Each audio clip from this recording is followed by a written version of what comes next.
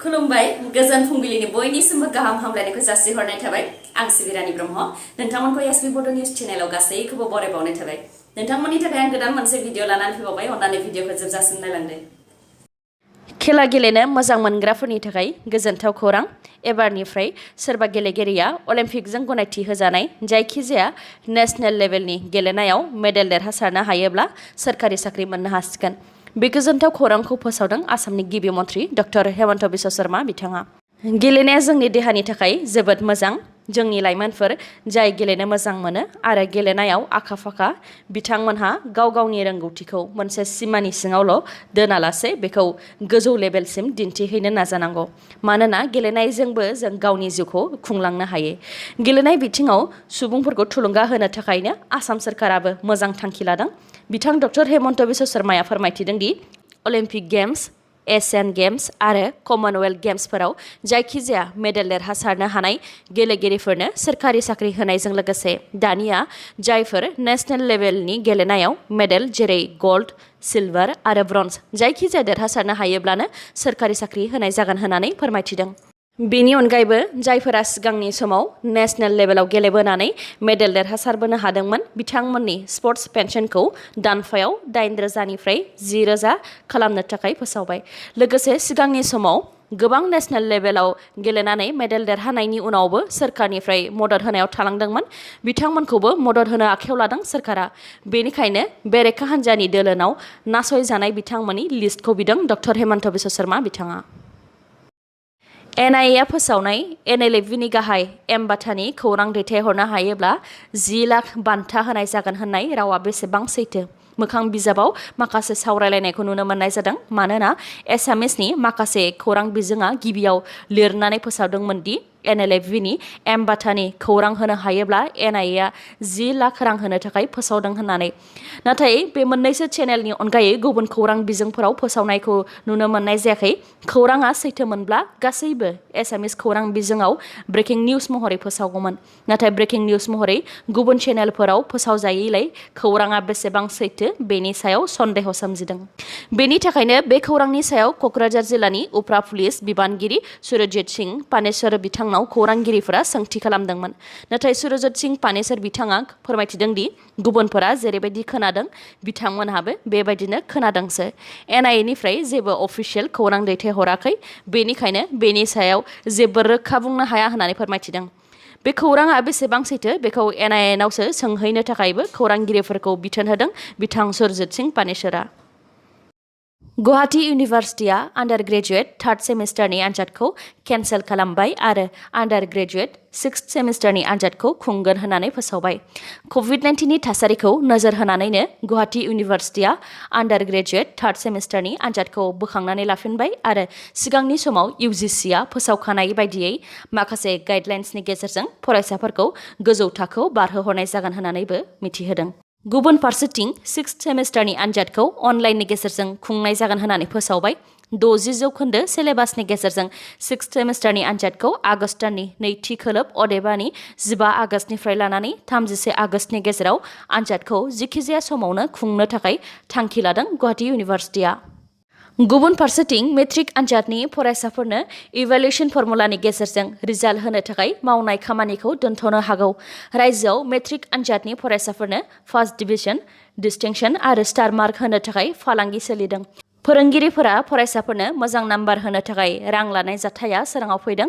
आरो बेबायदि खामानिया गोबां जिल्लायावनो जादों होननानैबो पुलिस बिफाना मिथिहोदों फरायसाफोरनो मोजां नाम्बार होनो थाखाय रां लानायनि दायाव दासिम कामरुपनि इन्सपेक्टर अफ स्कुल माधव गराइमारिनि माजुरटप हायर सेकेन्डारि स्कुलनि principal Akash Ali inspector of स्कुलनि office assistant Prashanta Das Garaimari Anchalik Sawali high स्कुलनि हेडमास्टार हाबिबुर रहमान आरो माखासे बिथांमोनखौ हमनाय जाबाय नाथाय कामरुपनि इन्सपेक्टर अफ स्कुल माधव देखाखौ दसेनो उदां खालामफिननानै गुबुन बिबानाव ट्रान्सफार खालामनायखौ लानानै बोराबदों गोबां आफादफोरा मानोना आसामनि गाहाय डक्टर हेमन्त बिश्व शर्मा बिथाङा खोथा होदोंमोन दि फरायसाफोरनो नाम्बार होनो थाखाय रां लानायनि हमजायोब्ला बिथांमोननि हेंथायै गोख्रों राहा लानाय जागोन होननानै फरायसाफोरनो नाम्बार होनो थाखाय रां लानाय जाथाया दा गोबां सावरायजानायाव दङ। बेनिखायनो सेबाया इभालुएसन फर्मुलानि गेजेरजों मेट्रिक आनजादनि फरायसाफोरनो नाम्बार होनो खामानि मावनायखौ दोनथ'नो थाखाय बिथोन होनोबो हागौ होननानै खौरां मोननाय जादों। गुबुन फारसेथिं आसाम सरकारा फोसावखानाय बायदिब्ला 31 जुलाइनि सिगाङावनो फरायसाफोरनो रिजाल्टखौ फोसावनो गोनांमोन। उननि समाव सरकारा मा थांखि लायो बेखौ समाजा खोन्थासिगोन। रायजोआव ब्लेकमेन ओंखारनायखौ लानानै दावराव जाबाय थानायनि गेजेरावनो खोमसिनि खाबु लानानै गोदोना हास'नानै बुथारग्रा दुथां ओंखारनायनिबो दावराव दावसि, जायखौ लानानै गोबां रायजो राजानि गोसोआवनो गिखांनाय सोमजिदों। खोमसिनि खाबु लानानै गोदोना हास'नो नाजानाय जाथाया सोराङाव फैनायनि उनाव बांसिनै गिनाय सोमजिदों रायजोफोरनि गोसोआव। बे गिख्रंथाव जाथाया जादों बाक्सा जिल्लानि सालबारि लाबदांगुरि पुलिस थानानि सिङाव थानाय काजियामाथि गामियाव। जाथायनि सायाव मिथिहोनाय बायदिब्ला हरनि समाव इन्जुर जावनानै न' सिङाव हाबनानै गोबौ हाथियारजों गोख्रोङै गोदोना हास'नानै फोथैनो नाजादोंमोन बिस्लाल हुसेन मुंनि सासे सुबुंखौ। नाथाय होख्रावनायनि उनाव खारलांफिननो गोनां जादों दुथांफोरा। हरनि सम जानायलाय दुथांफोरखौ रावबो सुबुंफोरानो हमनो हायासै। दुथांफोरनि गाग्लोबनायजों गोब्राब जोखोम जादों बिस्लाल हुसेना। बिथांखौ दा बरपेटानि फाखरुद्दिन आली आहमेद देहा फाहामसालियाव थिसननाय जाबाय। जाथाय जानायखौ खौरां मोननाय लोगो लोगोनो पुलिस हान्जाया जाथाय जानाय जायगायाव सौहैनानै नायबिजिरनाय खामानिखौ जागायहैदों। बेराफारसेथिं दुथांफोरखौ नागिरनानै गोख्रों साजा होनो थाखाय दाबि खालामदों एबिएमसुआ। लांखार जानायनि सायाव गले गले सांग्रांथि होबाय थानाय जादोंब्लाबो खम जायाखै लांखारनाय जाथाया। बाक्सा पुलिसा फिन लांखार जानाय सा 7 सिख्लाफोर, सा 15 हौवाफोर, गासै सा 22खौ रैखा खालामनो हादों। लांखार जानाय सा 22नि मादाव 2 उन्दै गथ'साफोरबो दंमोन। बे दायाव लांखारग्रा 2 दुथांफोरखौ बाक्सा पुलिसा हमनो हाबाय। बे खौरांखौ बाक्सा पुलिसा टुइटारनि गेजेरजों टुइट खालामनानै फोसावदों। फोसावनाय बायदिब्ला गंथाम उइंगार गारिजों सा 7 सिख्लाफोर आरो सा 15 हौवासाफोरखौ गुजरात रायजोआव नानि फेक्टरियाव खामानि होगोन होननानै लानानै थांगासिनो दंमोन। बेयावनो बाक्सा पुलिसा हमनो हादों। गाज्रि सावथुन दिहुननायनि थाखाय मुंदांखा बलिउडनि फावखुंग्रि शिल्पा शेट्टीनि फिसाय बिजनेसमेन राज कुंद्राखौ एरेस्ट खालामबाय। मुम्बाइ पुलिसनि क्राइम ब्रान्चआ फोरमायथिनाय बायदिब्ला फालांगिरि राज कुंद्रानि हेंथायै थांनाय फेब्रुवारि दानावनो केस फाइल खालामनाय जाखादोंमोन। बे केसनि सायाव नायबिजिरनानैनो राज कुंद्राखौ हमनाय जादों। फोरमायथिनाय बायदिब्ला मुंदांखा बलिउडनि फावखुंग्रि शिल्पा शेट्टीनि फिसाया गाज्रि सावथुन दिहुननानै माखासे मबाइल एपनि गेजेरजों पाब्लिश खालामोमोन। बे दायाव दासिम राज कुंद्राजों लोगोसे सा 9खौ हमबाय आरो सा 9नि मादाव शिल्पा शेट्टीनि फिसायखौनो गुबै दायनिगिरि होननानै मिथिहोदों। बेनि थाखाय थोजासे फोरमान दङ होननानैबो मुम्बाइ पुलिस क्राइम ब्रान्चआ मिथिहोदों। मुस्लिम आइजोफोरा गोबां गथ' जोनोम होनायनि थाखायनो बरपेटा देहा फाहामसालियाव नार्सफोरा मेंगुलायनो गोनां जायो।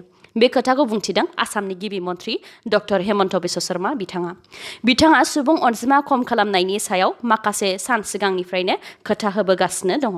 डक्टर हेमन्त बिश्व शर्माया बुंथिदों दि आसामाव मुस्लिमफोरनि सुबुं अनजिमा बांगासिनो आरो हिन्दुफोरनि सुबुं अनजिमाया खम जागासिनो दङ।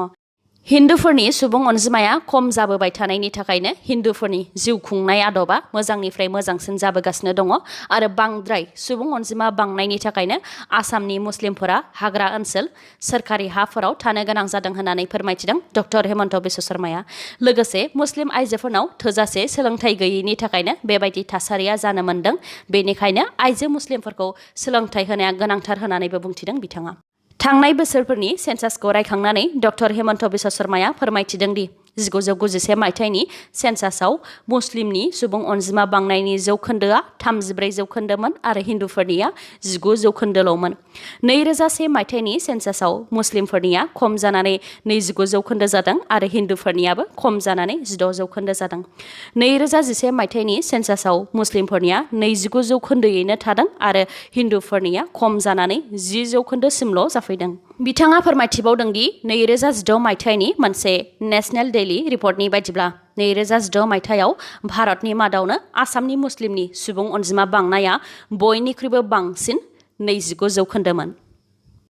रायजोआव दिनैनिफ्राय गोदान नेमखान्थि जागोन। कभिड-19नि थासारिखौ नोजोर होनानै आसाम स्टेट डिजास्टार मेनेजमेन्ट अथ'रिटिया गोदान एसअपि फोसावबाय। आसामनि गासैबो जिल्लाफोरखौ मोनथाम बाहागोआव राननाय जादों। सेथियाव दङ हाइ पजिटिभिटि रेट एबा बांसिनै गोसारनाय जिल्लाफोर। नैथियाव दङ मडारेट पजिटिभिटि रेट एबा थासारिया गेजेरावनो। थामथियाव दङ इमप्रुभमेन्ट एबा कभिड-19नि गोसारनाया मोजाङाव फैगासिनो दङ। हाइ पजिटिभिटि रेटआव 4 जिल्लाया गोग्लैदों। सनितपुर, बिश्वनाथ, गलाघाट, जरहाट आरो लखिमपुर। बेफोर जिल्लाफोराव गेलामाल दखान, मैगं थाइगं, फिथाइ सामथाइनि दखानफोरा मोनाबिलि 5 रिंगासिम गेवनाय थागोन। बेनि अनगायै गासैबो बन्द थाजोबगोन आरो आबुङै कारफिउ थागोन। मडारेट पजिटिभिटि रेटआव मोननै जिल्लाफोरा गोग्लैदों, गवालपारा आरो मरिगाव। बेफोर जिल्लाफोराव गासैबो फालांगियारि फसंथान मावख'फोरा सानजौफुनि 12 रिंगासिम गेवनाय थागोन आरो कारफिउनि समा सानजौफुनि 1 रिंगानिफ्राय फुंनि 5 रिंगासिम थागोन। बेफोर ओनसोलफोराव गेलामाल दखान, मैगं थाइगंनि दखान, फिथाइ सामथाइनि दखान, गाइखेरनि दखानफोरा मोनाबिलि 5 रिंगासिम गेवनाय थागोन। आद्रा थानाय जिल्लाफोराव कभिड-19नि गोसारनाया मोजाङाव फैबाय, जेरै चिरां, अदालगुरि, क'क्राझार, बाक्सा, वेस्ट कार्बि आंलं, डिमा हासाव, बङाइगाव, बरपेटा, नलबारि, कामरुप मेट्र', दरं, धेमाजि आरो माखासे जिल्लाफोर। बेफोर गासैबो जिल्लाफोराव फालांगियारि फसंथान मावख'फोरा मोनाबिलि 4 रिंगासिम गेवनाय थागोन आरो 5 रिंगानिफ्राय कारफिउआ जागोन। मख'नो गोनांदि मोनसे जिल्लानिफ्राय गुबुन मोनसे जिल्लासिम थांलाय फैलाय जानाया बन्द थाथ'गोन। आबहावाखौ गोग्गोयै लाखिनो थाखाय दा ट्रेभेलिं बडिज मुंनि बाइकिं कमिउनिटि दानाय जादों। बिथांमोनहा बाइकजों दावबायनानै दाब दाब जायगानि मिथिंगानि समायना रमायना नुथायखौ एक्सप्लर खालामनायजों लोगोसे लावखार ओंखाम जाग्रा एबा पिकनिक स्पटफोराव थानाय दाखोर दालाफोरखौ साब सिखोनबो खालामगोन। आबहावाखौ गोग्गोयै लाखिनो आरो बुहुमखौ रैखा खालामनो थाखायनो बे थांखिखौ लादों बिथांमोनहा। बबेबा जायगाफोराव लोगो मोनोब्ला मदद खालामनो थाखाय खावलायहरदों दा ट्रेभेलिं बडिज बाइकिं कमिउनिटिया। बिथांमोननिसिम बेस्ट अफ लाक जासिहरनाय थाबाय, लोगोसे मोजाङै बाइकखौ सालायगोन होननानैबो मिजिंथिबाय। मख'नो गोनांदि दा ट्रेभेलिं बडिजनि फाउन्डारा प्रेम सिंह सोरगियारि आरो क'-फाउन्डारा निजोम सोरगियारि।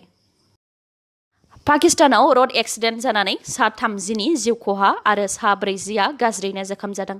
बे जाथाया पाकिस्ताननि पान्जाब प्रभिन्सनि देरा गाजी खान जिल्लायाव जादों। रिपर्टनि बायदिब्ला गंसे बासआ गंसे ट्राकजों सौदावलायनायावनो बे गिख्रंथाव जाथाया जानो मोन्दों। बासाव थानाय दावबायारिफोरा बांसिनानो लेबारफोरमोन। बिथांमोनहा ईद फालिनो थाखाय गावगाबागावनि न'सिम थांगासिनो दंमोन।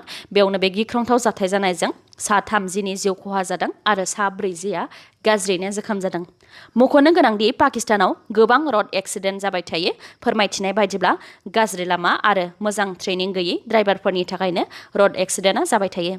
रिपर्टनि बायदिब्ला थांनाय 2019 निफ्राय 2020 मायथाइसिमाव पाकिस्तानाव गासै 9,701 रड एक्सिडेन्ट जादोंमोन, जायजों खमैबो 5,436 सुबुंफोरनि जिउ खहा जादोंमोन। बाक्सायाव सोमोनांथाव जाथाय, न'नि उसुङावनो 15 बोसोर बैसोनि उन्दै हिन्जावसा गथ'सानि गोथै देहा मोननो हानाय जादों। फोरमायथिनाय बायदिब्ला न'खराव बिमा आरो 2 फिसाजोफोरल' दंखायोमोन, नाथाय जाथाय जानाय सानखालि बिमा आरो सासे बिनानावा बिमाइनाव आलासि जानो होनानै थांदोंमोन। जेब्ला बिथांमोनहा आलासि जानायनिफ्राय न' फारसे गिदिंबोफिननानै न'आव नायफैयो, अब्ला फिसाजोखौ नुयैलाय नागिरदोंमोन। बेयावनो न'नि उसुङावनो थैनानै थानाय गथ'सानि गोथै देहाखौ मोननो हादों। बे जाथाया बाक्सानि सालबारियाव जादों। न'खराव रावबो गैयै खाबु लानानैनो सोरबा दुथाङा गाज्रि खामानि मावनायनि सन्देह खालामनाय जादों। दा गथ'सानि गोथै देहाखौ पस्टमर्टेमनि थाखाय दैथायहरनाय जाबाय। ओनसोलाव बेबायदि मुगैथाव जाथाय जानायनि थाखाय दान्दिसेनि थाखाय दुंहाव थासारिया सोमजिदों। दिनैनि भिडिअ'आ एसेनोसै। गाबोन आरो गोदान भिडिअ'जों लोगो मोनफिनबावगोन। नोंथाङा दासिमबो आंनि चेनेलखौ साबस्क्राइब खालामाखैबा अन्नानै साबस्क्राइब खालामदो, लोगोसे लाइक, कमेन्ट आरो शेयार खालामनो दाबाव। गोजोन्थों।